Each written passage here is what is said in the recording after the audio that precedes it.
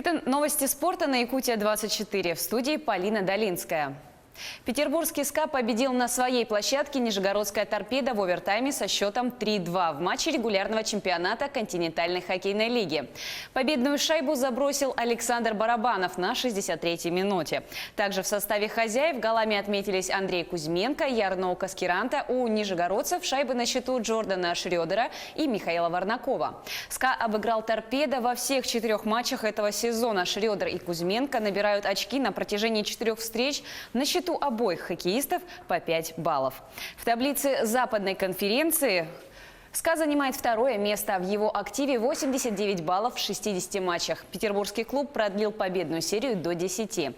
Торпеда с 61 баллом за 60 встреч идет 8-м. Петербуржцы в следующем матче сыграют 23 февраля в гостях с Юкеритом из Хельсинки. Торпеда днем ранее встретится на выезде с хоккейным клубом Сочи.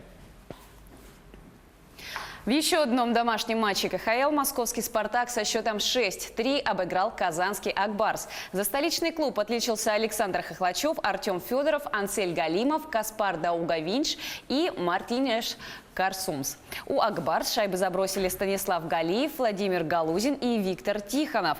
Казанский клуб, имея 89 баллов в 59 матчах, возглавляет турнирную таблицу Восточной конференции. «Спартак» идет 5-м на Западе. Команда Олега Знарка набрала 74 очка в 60 играх. В следующем матче «Спартак» 23 февраля сыграет на выезде с московским «Динамо». «Акбарс» в тот же день примет «Динамо» из Минска.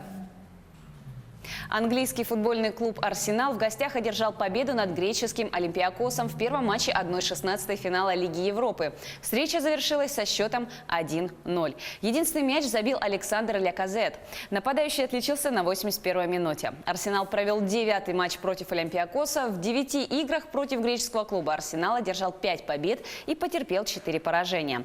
В параллельном матче шотландский «Рейнджерс» одержал волевую победу над португальской «Брагой» со счетом 3-2. По ходу встречи клуб из Глазго проиграл со счетом 0-2.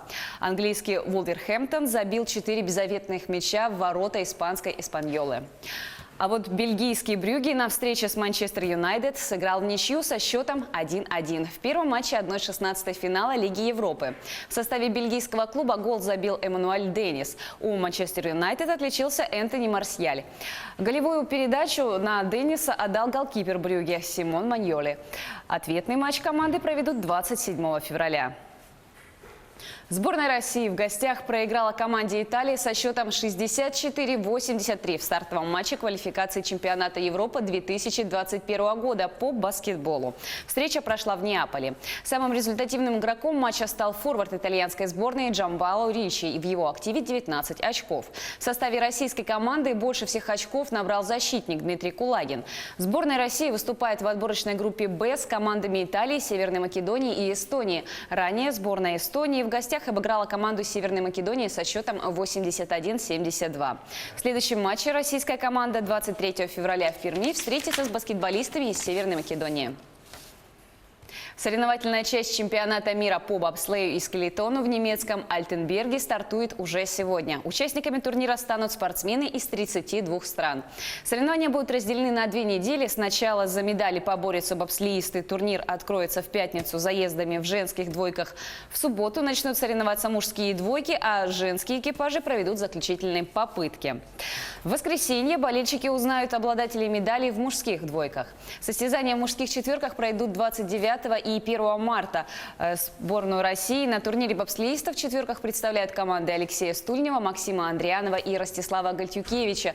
В женских соревнованиях команды представят следующие экипажи: Надежды Сергеевой, Алены Осипенко и Любови Черных. Скелетонисты начнут борьбу за медали 27 февраля в первых и вторых попыток у мужчин. Медали в мужском турнире разыграют на следующий день по итогам 3-х и 4-х заездов. У женщин награды распределяются аналогично. Они начнут состязаться 28 февраля и закончат 29 февраля. В заключительный день чемпионата мира 1 марта состоится командные смешанные соревнования скелетонистов. На этом у меня все. Будьте в курсе событий спорта на Якутия-24.